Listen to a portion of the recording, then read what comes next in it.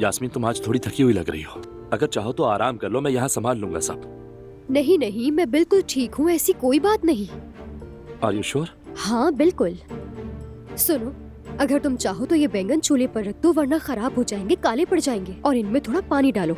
ठीक है, तो फिर पहले प्याज काट लेता हूँ, वो भी हो ही जाएगा।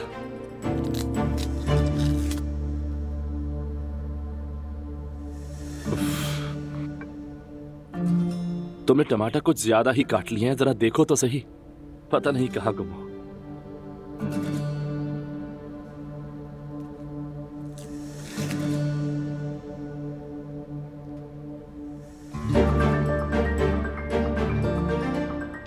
देखो जरा इसे, झूठा दोगला चालाक कहीं का। हद होती है यास्मीन, तुम कैसे भरोसा कर सकती हो?